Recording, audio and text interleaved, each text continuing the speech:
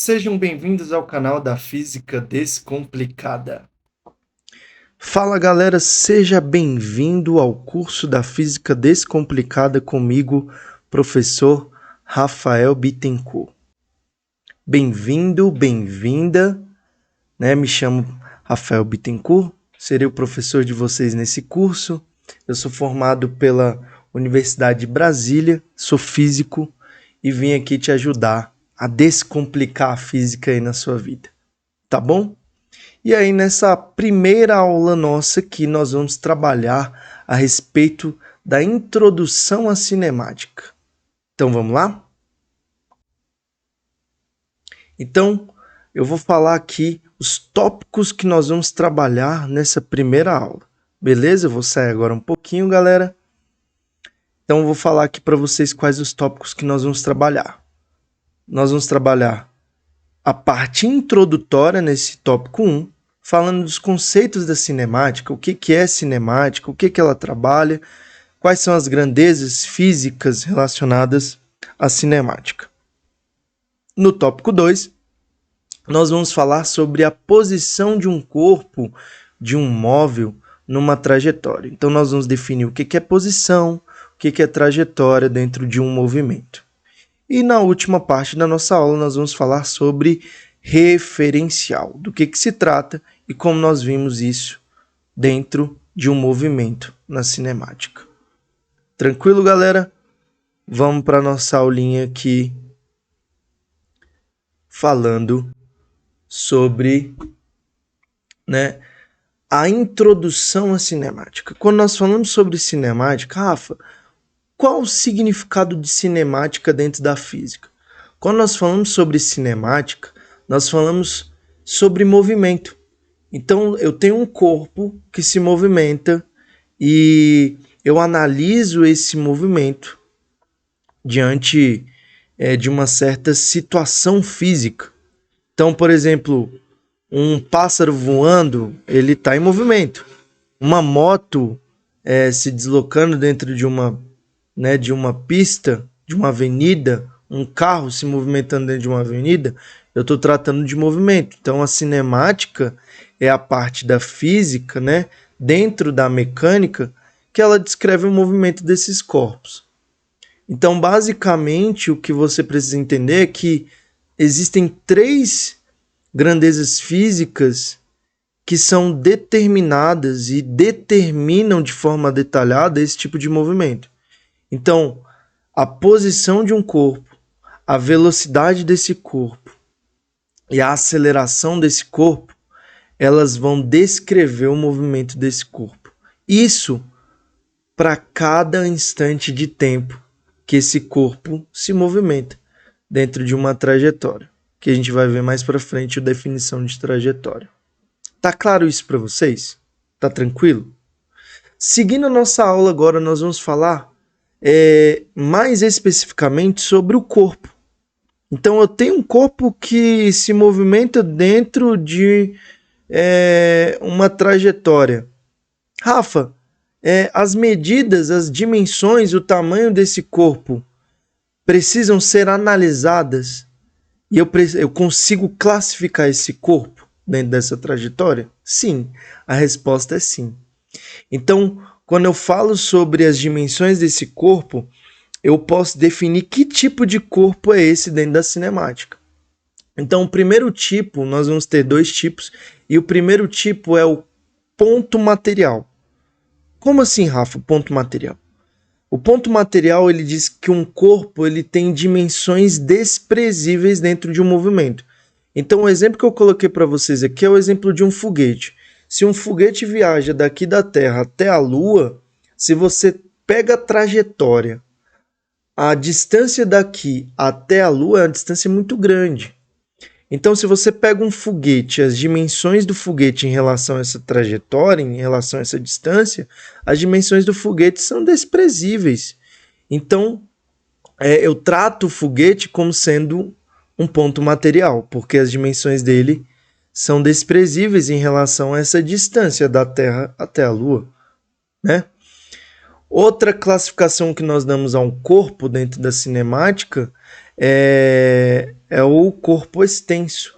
Quando eu falo sobre corpo extenso, eu estou dizendo que agora as dimensões não podem ser desprezadas.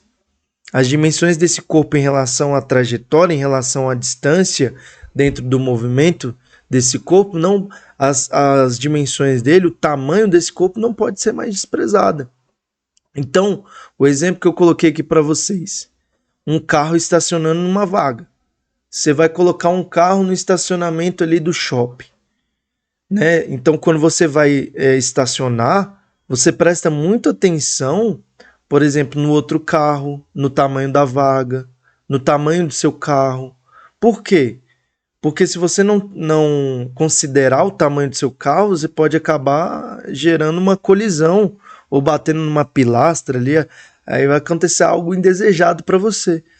Ou seja, quando você tem um corpo cujas dimensões dele não podem ser desprezíveis, ou seja, são consideráveis em relação à trajetória, em relação à distância ali, né, dentro desse movimento, você trata esse corpo como sendo um corpo extenso. Tá claro? Tranquilo? Beleza, galera? Vamos seguir a nossa aula agora e nós vamos falar sobre a posição numa trajetória. Para isso eu vou sair um pouquinho aqui da tela para vocês, para a gente especificar de uma forma mais detalhada. Então, quando eu falo sobre a posição numa trajetória, você pode pensar no seguinte caso. Você está se deslocando até uma padaria em uma linha reta. Beleza? Então, você dentro da sua casa, você tem uma posição. Lá na padaria, você tem uma outra posição. Então, são posições distintas. E isso pode ser medido algebricamente, né? Então, em cada instante, ele tem uma medida algébrica, né? Esse segmento aí, essa trajetória orientada, ela liga a origem. Qual a origem, Rafa? Por exemplo, da sua casa, a origem 0, da onde você saiu, até o ponto onde se encontra o móvel, o corpo, né? Na padaria, no caso, foi o exemplo que eu coloquei para vocês. Então, para eu definir melhor isso a respeito de posição, eu preciso definir o que é trajetória. Então, uma trajetória ela precisa ter um conjunto das posições sucessivas, ou seja, uma posição após outra, ocupadas por um corpo, um móvel.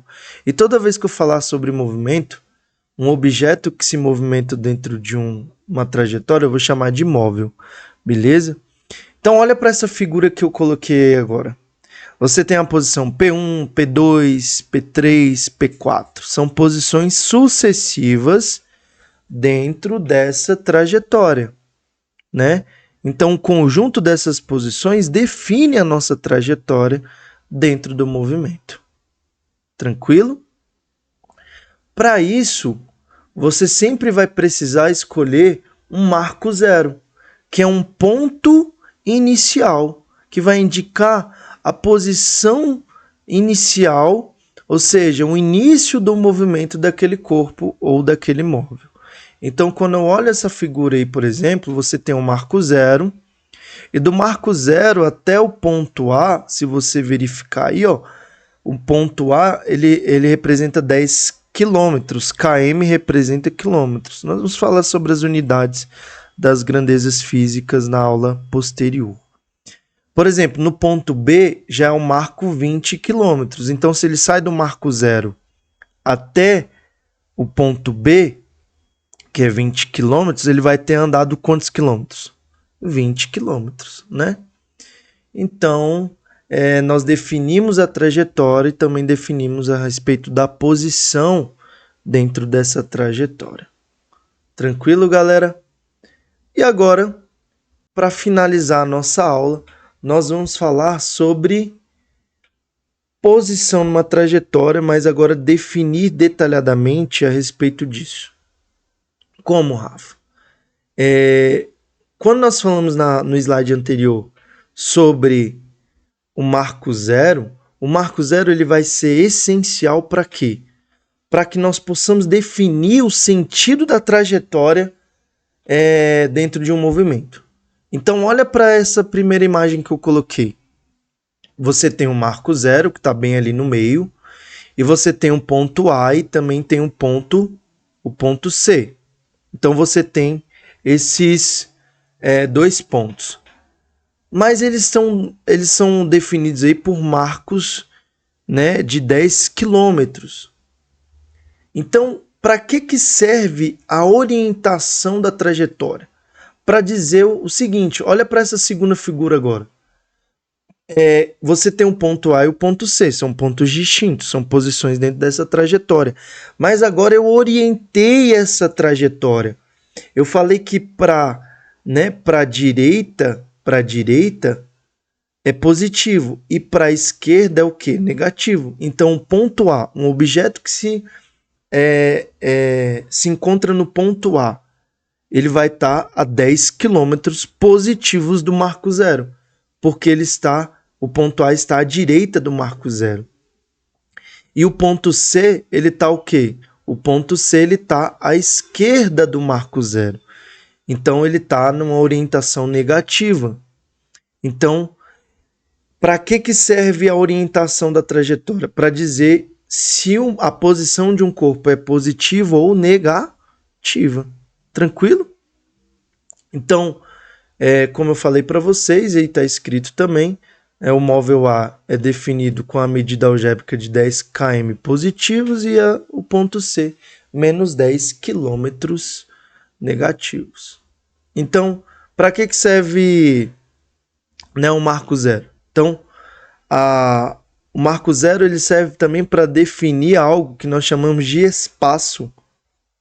Então, a medida algébrica do arco, ou seja, essa distância aí da trajetória que vai do marco zero à posição onde o objeto se encontra, ela recebe o nome de espaço, que é representado pela letra S. O marco zero, ele também pode ser definido como a origem dos espaços, ou seja, o início, é o marco de início do movimento, e a partir dele nós podemos orientar o sentido dessa trajetória. Beleza, galera? Tranquilo aí?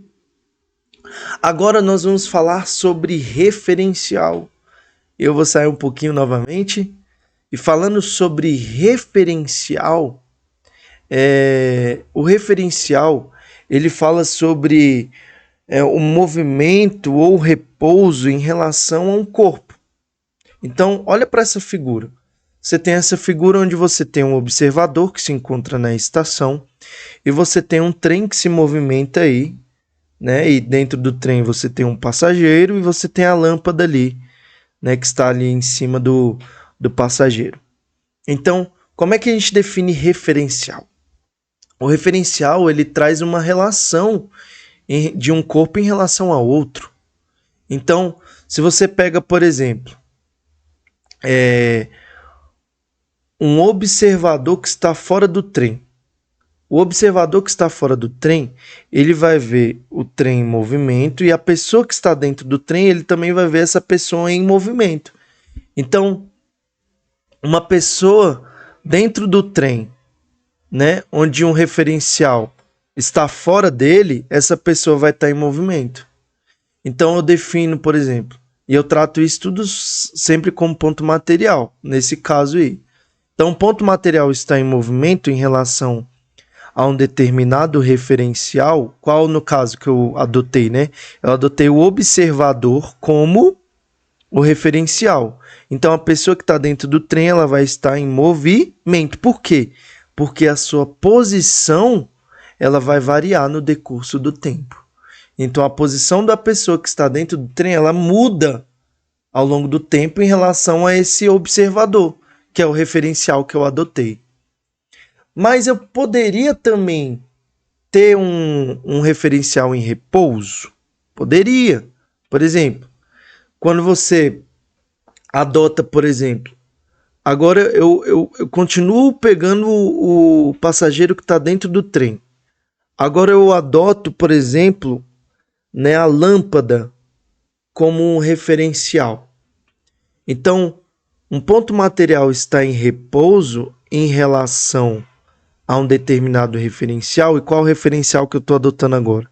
Eu estou pegando a lâmpada como referencial e a pessoa dentro do trem. Então, se a lâmpada não muda a sua posição, né, o carinha, perdão, não muda a sua posição em relação à lâmpada, quer dizer que ele está em repouso, né? Com referência, tendo como referência a lâmpada, o carinha vai estar em repouso. Por quê? Os dois estão dentro do trem e os dois têm a mesma velocidade. Então você percebe que referencial é algo relativo entre dois corpos. Então o corpo pode estar em movimento ou pode estar em repouso. Isso depende do referencial. Tá bom, galera? Pessoal, nós finalizamos essa nossa aula falando a respeito da introdução à cinemática. Espero que vocês tenham aproveitado, tenham bons estudos e até a próxima. Tchau, tchau, galera!